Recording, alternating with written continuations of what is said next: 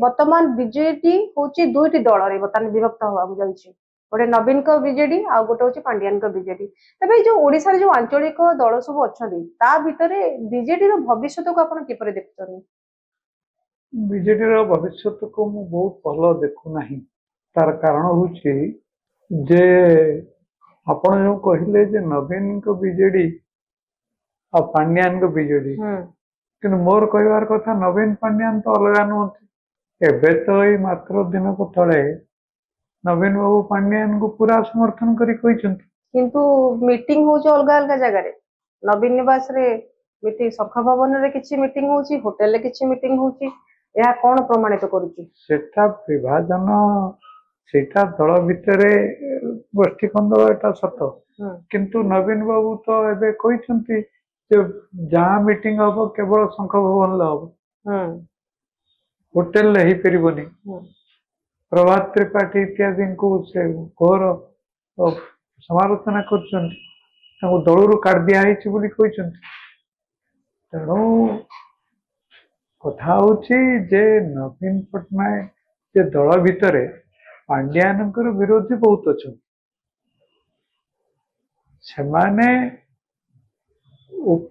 मध्य कहीं नवीन बाबू समर्थन कर पांड्यान को ये विषय से घोर असंतुष्ट किंतु कौन करेंगे कि वर्तमान से नवीन बाबू को किसी आज प्रफुल्ल मल्लिक बयान शुणी कि नहीं प्रफुल्ल मल्लिक बयान आप शुणी आज से कहते आमर आम सीनियर सिटीजेन आमर बयस है आम केतबे कौटी बसिकी आम कथबार्ता करूँ कि मीटिंग करूँ से निश्चित भाव में व्यक्तिगत बेपार तेणु से अलग जगह मीटिंग करें कि कले कि असुविधा अच्छी कि नहीं सुविधा असुविधा किसी कथा नहीं सब निर्भर करुचे निजर मन उपर जे आपण देखु विजु जनता दल एथर 24 वर्ष क्षमता रहा हारला कहीं हारिबार मुख्य कारण होचंती पांड्यान जे विजु जनता दल रे अधिकांश लोक चाहती नहीं जे पांड्यान दल को कब्जा करंतु नहीं आपण एथरे पांड्यान को काहे दोष दउचनी नवीन न चाहिए कोन पांड्यान भीतर को हां हां मु स्वीकार कर मु तो कहल ना कि से नवीन बाबू ही तांको भावुचंती से होचंती तांकर एकमात्र विश्वस्त लोक अन्य मान को ऊपर तांकर भरोसा नहीं नवीन बाबू आपण जानिचंती अतीत रे जो माने विजु जनता दल को तैयारी करथिले तांको भितर अधिकांश को दल काट देइचंती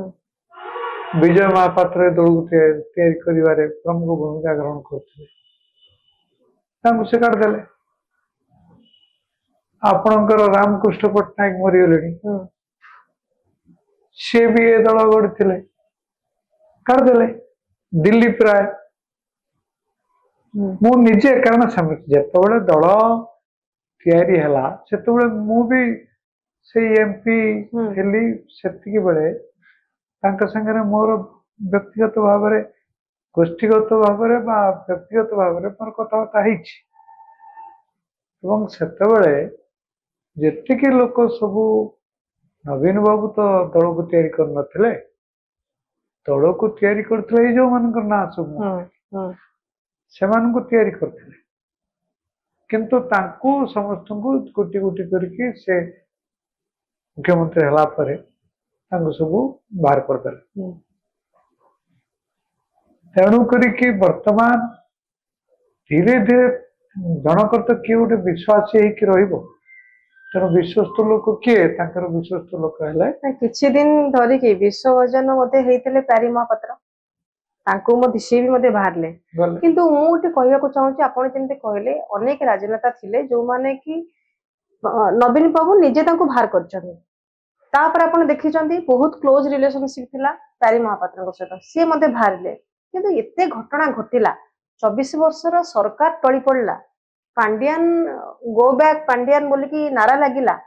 तापर भी नवीन पट्टनायक पांड्यान प्रति अहेतुक दुर्बलता कौन कारण थाई परे बोली आपण भाबुछन कारण होउचंती ଯେ ନବୀନ ବାବୁ ନିଜେ ହଉଛନ୍ତି ଜଣେ ଅତ୍ୟନ୍ତ ଦୁର୍ବଳ ଲୋକ। କାରଣ ବିଜୁ ଜନତା ଦଳକୁ ନବୀନ ପଟ୍ଟନାୟକ ତିଆରି କରିନାହାନ୍ତି। ବିଜୁ ଜନତା ଦଳ ତିଆରି ହେଲା ପରେ ସେଥିରେ ନେତା ମିଳିଲେ ନାହିଁ ବୋଲି ସ୍ୱଚ୍ଛରେ ବାଧ୍ୟ ହେଇକି ସେତେବେଳେ ଯୋଉମାନେ ସବୁ ଥିଲେ ଅଶୋକ ଦାସ ଏବଂ ଅନ୍ୟମାନେ ସବୁ ମରିଗଲେଣି, ସେମାନେ ସମସ୍ତେ ଯାଇକି ଦିଲ୍ଲୀରେ ନବୀନ ବାବୁଙ୍କର ମା